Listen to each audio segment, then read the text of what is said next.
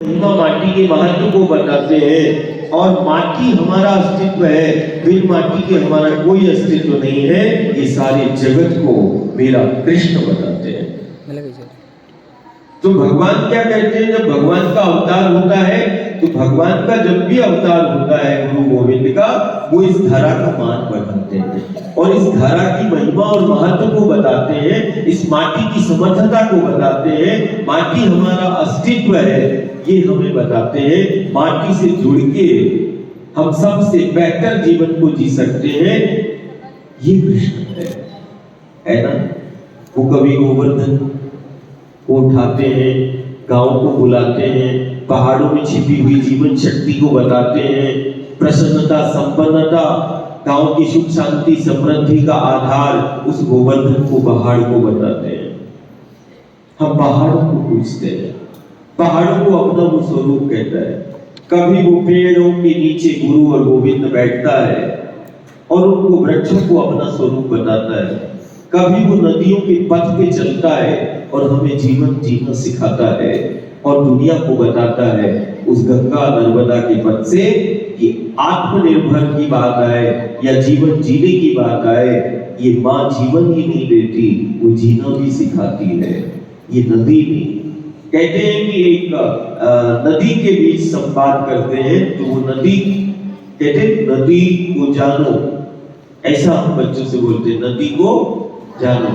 किस किस अब हर एक जिले प्रांत से है, कोई मुझे बताएगा कि तुम्हारे गांव या जिले में कौन सी नदी जहां तुम्हारा जन्म हुआ, कोई बताएगा? तुमने नदी को देखा है? लेफ्ट को उठा, लाइट को उठा, बताओ। जब तो सही है। हाँ, नर्मदा मैया है ना। अच्छा, नर्मदा मैया को किसने देखा? नर्मदा मैया के द्वार पर किसके गांव है? नहीं, जो तुम्हारा जन्मभूमि गांव, जो जिले से है, जो प्रांत से, उसमें कोई नदी का नाम पता है?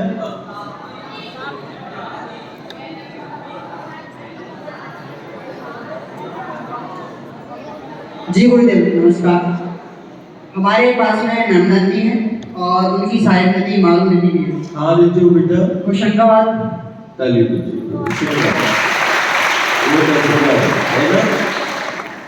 है ना। ऐसी बहुत सारी हमारा जहाँ जन्म है या हमारा जहाँ पर साधना हो रही है, हम अध्ययन कर रहे हैं, या किसी की कर्म भूमि, किसी की जन्मभूमि है, हम ऐसे करते हैं, है ना। तो हम सिर्फ यदि नदी को जानो मतलब अपने जीवन को जानना है, नदी को जानो मतलब अपनी संस्कृति को जानना है, नदी को जानो मतलब अपनी सभ्यता को जानना है। कारण नदी का यदि कोई संवाद, इन नदियों से हमारी आत्मनिर्भरता है। नदी सिर्फ हमें जीवन नहीं दे रही है, नदी के वो तट और पथ हमें जीना सिखा रहे हैं। नदी हमें आत्मनिर्भर बना रही है। ये पेड़, ये पहाड़, ये हमें आत्मनिर्भर बना रहे हैं। कहीं ना कहीं अपने जीवन में हमने परमात्मा ईश्वर शक्ति को हमने नहीं देखा, हमने दुर्गा और काली को, जगदम्बा को नहीं देखा, हमने राम और कृष्ण के उस स्वरूप को नहीं देखा, लेकिन हमने राम का चरित्र का चिंतन किया, हमने कृष्ण के चरित्र में वो गीता का चिंतन किया, रामायण का चिंतन किया।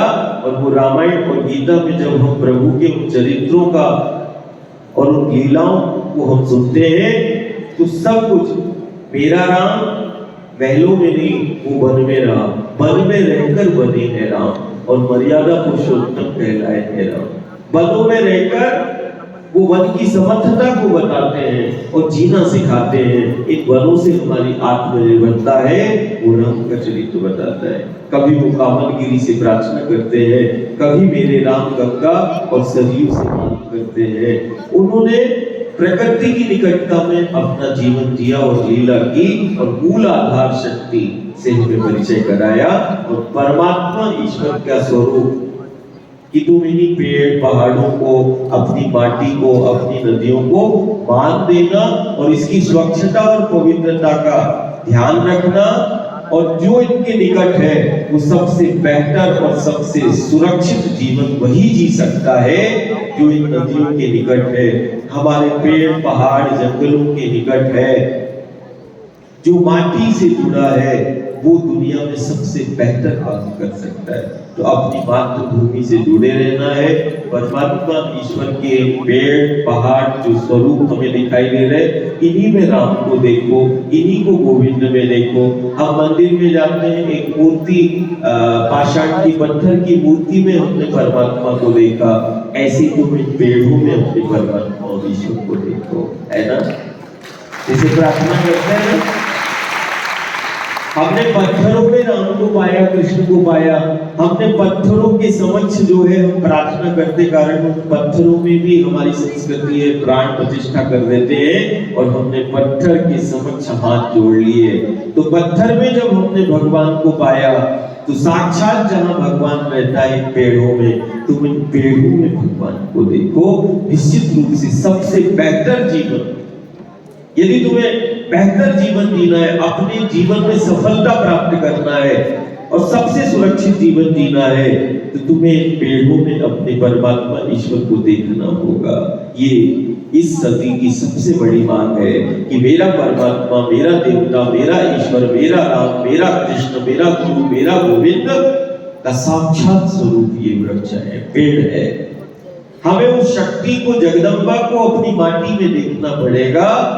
हमें वो शक्ति को नर्मदा के रूप में, नदी रूप में देखना पड़ेगा और उस माँ के आंचल में छिपे हुए जीवन को हमें देखना पड़ेगा। सबसे बेहतर जीवन माँ ही हमें देगी, सबसे सुरक्षित जीवन माँ ही हमें देती है।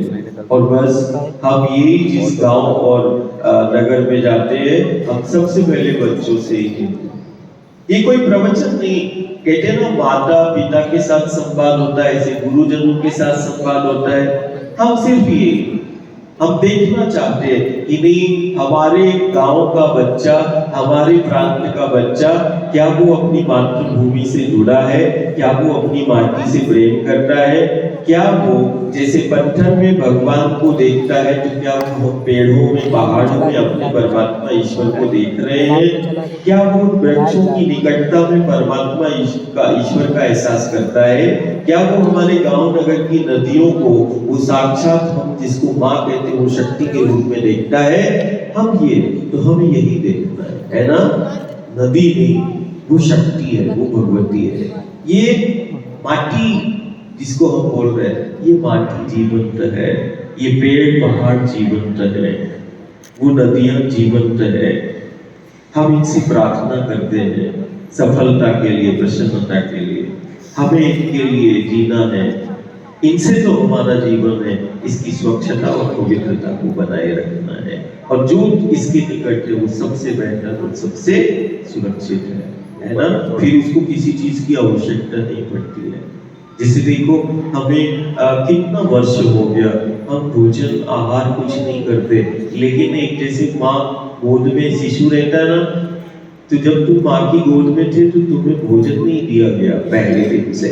6 महीने तक तुम माँ के आंचल के पर निर्भर थे, माँ के आंचल से तुम दूध के रूप में आहार लेते थे, तुम्हें भोजन नहीं दिया जाता था जब तुम्हारा जन्म हुआ था, है ना।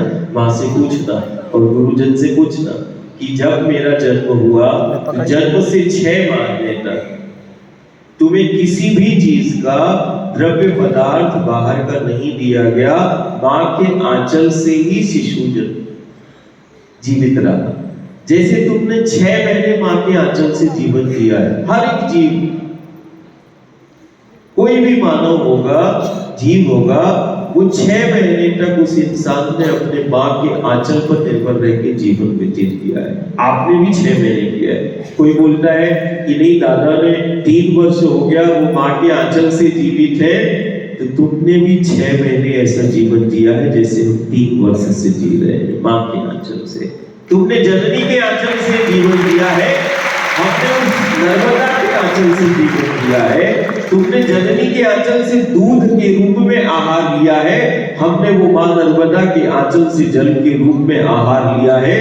और देश और दुनिया के और ज्ञानी विज्ञानियों को अपना शरीर सुपुर्द किया है कि इसका अच्छे से परीक्षण करो, देखो मां के आंचल में जीवन छिपा है। ये हम आज दुनिया को बताएं। और बिना भोजन के तुम मुझे देख पा रहे हो ना, और हमारे साथ जो डॉक्टर साहब हमेशा रहते हैं और सब वो है,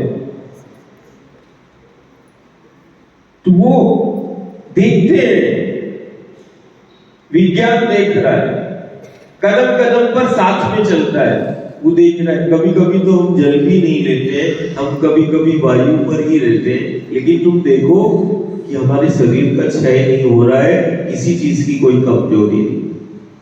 हम तुम्हें वही मंत्र देने के लिए कि नहीं, जो हमने दिया है कि तुम प्रकृति के समीप रहना, इन पेड़ पहाड़ों के समीप रहना, तुम वो जीवनदायिनी के तट और पथ पर कभी जाना, उसकी मां के साथ रहना, मां की सेवा का भाव तुम्हारे अंदर हो, मां तुम्हें सबसे सक्षम करेगी, मां की एक नजर तुम्हें लोह पुरुष का बना देगी, मां का एक दिया हुआ संस्कार तुम्हें उस ओंकार का साक्षात्कार करा देगा। कोई विधि की आवश्यकता नहीं है, बस इस अपनी मातृभूमि माटी से जुड़ना है, अपनी उन नदियों से जुड़ना है, पेड़ों से पहाड़ों से जुड़ना है, तुम्हें वास्तविक उस शक्ति का एहसास होगा। देखो आज तुम्हारे विद्यालय में ऐसा ही कोई बैठा है जो सिर्फ मां के आंचल से जीता है, जैसे तुमने 6 महीने जिए। इस परिसर में हम किसी से भी बोलेंगे, यदि हम विद्यालय परिवार से गुरुजनों से बोलेंगे कि नहीं सबका जीवन है, तो सब बोलेंगे हाँ, अन्न ग्रहण में अन्नप्राशन होता है, ये हमारी संस्कृति। 6 महीने के बाद बच्चे को घर का आहार दिया जाता है, 6 महीने के बाद। तो फिर उससे बोला जाए कि 6 महीने कैसे बच्चा जीवित है, तो कोई भी बोलेगा वो मां के आंचल से जीवित रहा है और कोई भी चीज उसने नहीं ली। ठीक है ना? तो तुमने भी 6 महीने मां के आंचल से जीवन दिया, वो जन्म देने वाले के, हमने वो जीवन देने वाले के आंचल से हम 3 वर्षों से ऐसे चल रहे हैं। देखो उस मां के आंचल में छिपा जीवन देखो। ज्ञान विज्ञान आज सब कुछ मानता है, कहता नहीं है, लेकिन उस जीवंतता को वो स्वीकार भी करता है। प्रकट भले ना करे, लेकिन अंतरात्मा से वो करता है। क्यों? कारण वो पूरा प्रत्यक्ष है। तो सबसे बेहतर जीवन यही है। इसी भाव के साथ हमें अपनी माटी के साथ, पेड़ पहाड़ों के साथ और नदियों में साक्षात परमात्मा ईश्वर को, शक्ति को देखना है। यही हमारा एक एक बच्चे के साथ यही संदेश है, और इनसे जुड़े रहना और सबसे बेहतर जीवन को जीना और सबसे बड़ा लक्ष्य को तुम प्राप्त करना। हाँ, नर्मदा मैया की